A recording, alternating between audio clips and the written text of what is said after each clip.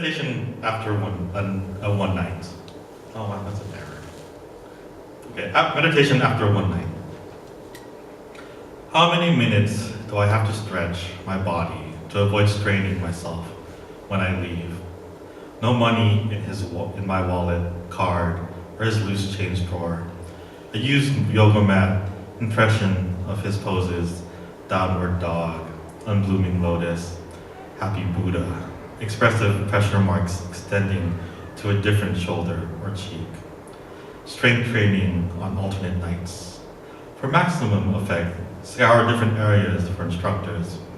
Loosen up before trying to be flexible. I know nothing of transcendence.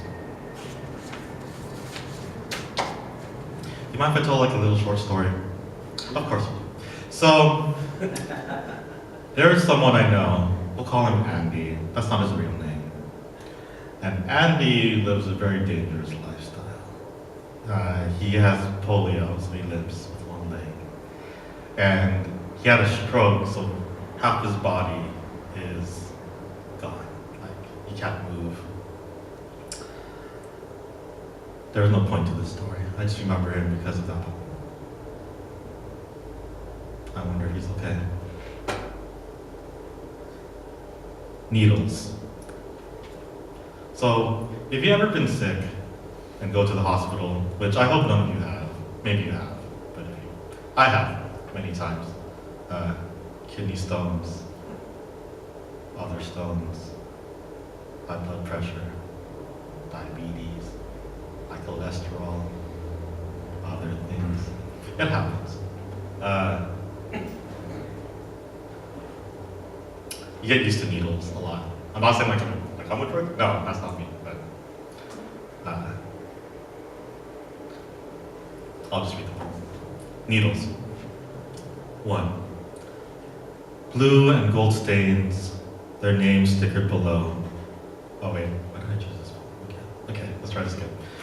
Needles. 1. Blue and gold stains, their names stickered below. Glaukovsky, like Hormus. I wanted to put like butterfly names in Latin, which I don't know how to say, but they look cool on the page, so bear with me.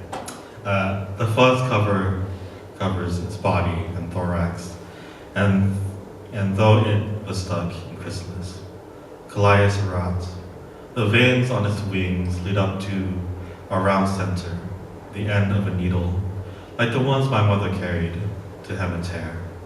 2. How many needles did they take from my arm? A cheap pincushion discarded when points fell through. A tomato with the seeds falling off, while the flowers on the side carried the stains of everyday use. There would be no need to sew a torn wedding veil or work pants. These things could be replaced.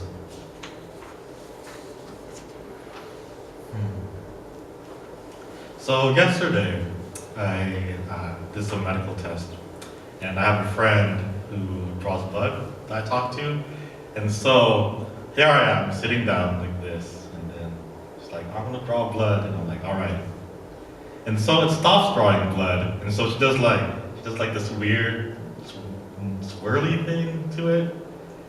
That was painful. There's no relevance there. I just wanted to share that.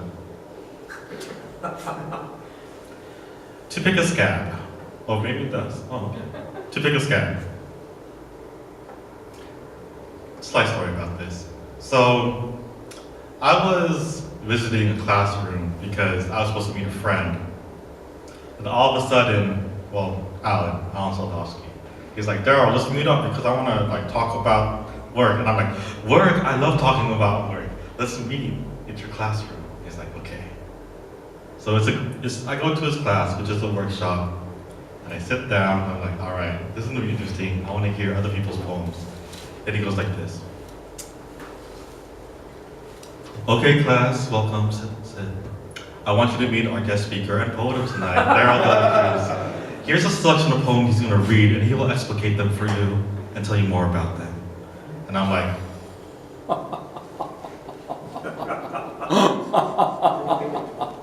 Where's the knife? I just want to talk about like work, like why you gotta do this. I don't want to talk about poetry.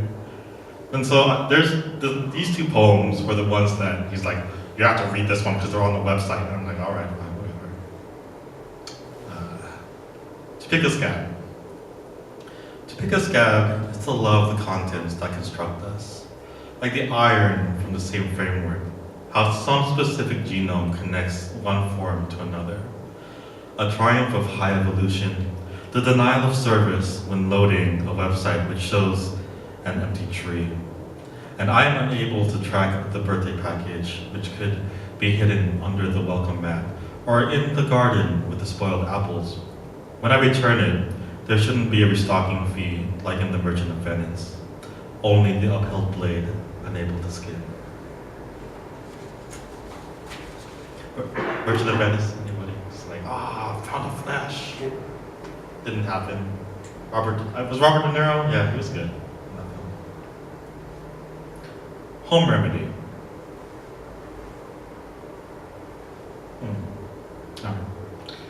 Home remedy. The pressed of lips hold back the confession, like the moan from a mirror image that shows the places that turn red. Jesus, my mother prayed, when the purple formed from the unknown disease. She believed that every illness starts through physical contact. Boil the spoons, overlay the sweaters. You're too old to be kissed on the cheek, but too young to wait for the coin in your mouth to rust.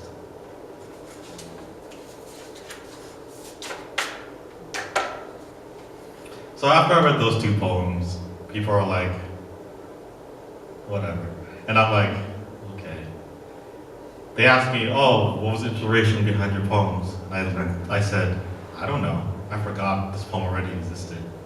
And they're like, why? Isn't it important to you? And I gave this advice to, I think I gave it to you, Samantha, as well. Once you set it out there, it's easier to forget about it and then move on with your life than just dwell on a poem. So when you send out work, you don't want to be like, this is like the best poem ever. I'll let it go. Or not. I'm not you, so. Stone. So, okay, here's my story about kidney stones, which you all are here for, and you all are like attentive listeners that want to hear this. Or not. But too bad, you shouldn't hear. So, when I first had kidney stones, they were around as big as a dime, and I had 7 of them in my right kidney. And then they were like, you know what we need to do? We need to put a laser in there and destroy it like asteroids. And I'm like, all right, this will be fun. And then I'm like, no, it's not fun. It's not fun at all. The second time it happened, it's like 7 kidney stones, but a little bit smaller. And they're like, you can pass these on your own. And I'm like, no, I don't want to do that. And my last story about kidney stones, it happened on a very eventful night.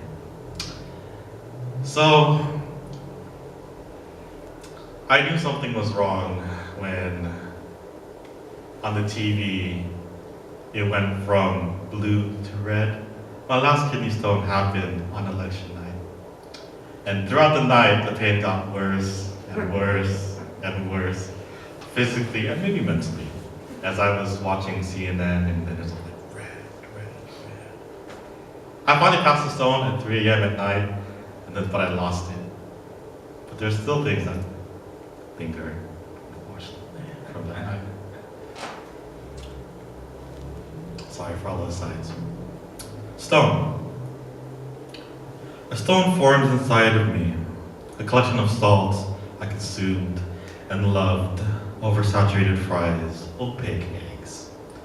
For years, I let the smoke rise from the oil with the fan off, which for a few minutes set off the alarm, to escape out to the open. A mix of clouds like ashes from a funeral pyre. Ones who were once alive taught me to handle a boiling pot. Never test the heat with the tip of your finger, or the skin will peel away to expose something raw that will pulsate for days. Taught me to rotate a spit.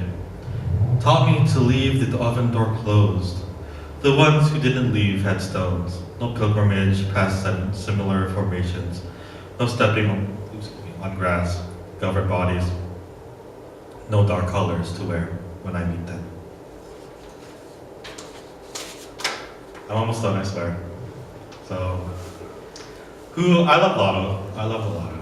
Like random number generation. I'm like, all right, random selects. And then no money. I'm like, all right. My dad left home 10 years ago. And the only connection we had back then was Darrell buy me Lotto tickets because Hawaii doesn't have Lotto. Which you should know if you like Lotto, don't go to Hawaii because they don't do Lotto. And so I used to buy like $5 and $10 worth of Lotto, but we never won anything. We never really connected afterwards because, if you lose enough times in the lottery, you won't win anything. Random number generator. We circle in birth dates for luck. Our family revered as numbers. We hope to see them reincarnated on balls rolling down the plastic slope. If we win, we can take the day off for the bunyag, availability based on the willing priest accepting our payment. He'll pour water over our child's head. If we win, we can put on our Sunday best to attend Mass. After we donate, we eat at Zippy's and hold hands before we swallow everything like roosters before the fight. If we win, we can If we win, we can bury our family left in the Philippines, who stayed in storage next to the shrine of Jesus. The priest gives a proper send-off in a language we don't understand. My last one.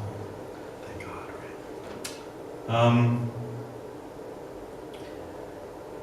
I think it's an interesting spot to be in as a writer because I don't know what that means. I have to explore that every day. And so I wrote this poem where I'm like, you know what?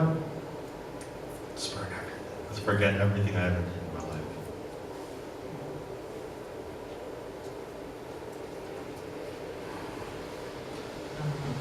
All right. When you grow old, please forget about me. You will lose your voice, but you will need to remember how to enunciate curses and prayers, or mumble syllables pawned to an antique dealer, forced addition, forced memorization. You will lose your sense of taste, but you will remember artificial sweeteners that coat the inside of your mouth like a mosaic, an art lost to the young piecing fragments. How would they know about shaking hands? The approach to create connections with strangers. Your skin will loosen like a draft waiting to be completed, layers of words fading on sides as though to return to the original form. A piece of bread landing face down, a lucky penny kept in a saved, enclosed space, unable to rust. All right, that's it.